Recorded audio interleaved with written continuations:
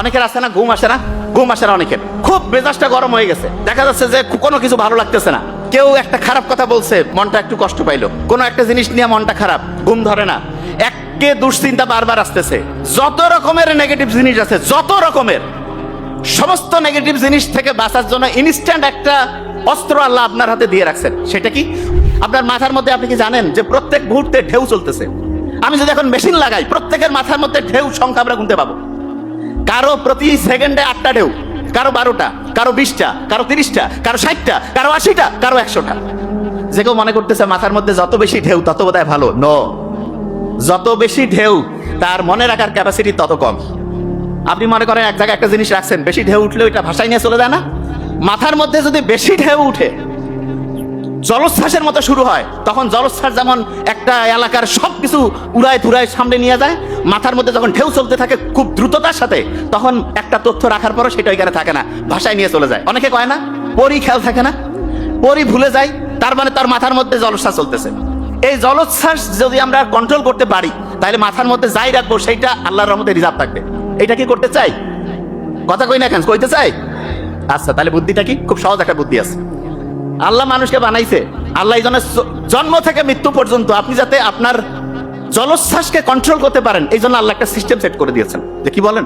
হ্যাঁ, আপনি আপনার সন্তানকে নিয়ে চিন্তা করেন না, আমি মরে গেলেও আমার সন্তান যাতে ভালো থাকে? আল্লাহ তো চিন্তা করছে আমি আমার বান্দাকে তৈরি করলাম, এমন একটা সিস্টেম দিতে হবে যাতে করে যে কোনো সময় যে কোনো পরিস্থিতিতে সে যদি কোনো প্রবলেমের মধ্যে থাকে, কোনো বিপদের মধ্যে থাকে, আশেপাশে কেউ নাই, আমি আল্লাহ আছি। আল্লাহ তো ডাইরেক্ট আসি কবে না যে কি লাগবে বান্দা, আল্লাহ একটা অটোমেটেড একটা মাস্টার চাবি দিয়ে দিছে। ওই চাবিটা এত পাওয়ারফুল, যে কোনো বিপদে আপনি একবার চাবিটা খুললেই আপনার বিপদ থেকে মুক্তি দেবে। কি বলতেছেন? হ্যাঁ, মাথার মধ্যে জলোচ্ছ্বাস শুরু হয়েছে, চাবিটা এবার খুলবো, খুব সহজ। আচ্ছা, একটা জীবিত লোক, একটা লোক জীবিত, সে মেডিকেলের বেডের মধ্যে আছে, কথা বলতে পারে না, দেখতে পারে না, শুনতে পারে না, কিন্তু তার একটা জিনিস চলমান আছে, সেটার নাম কি? কি নাম?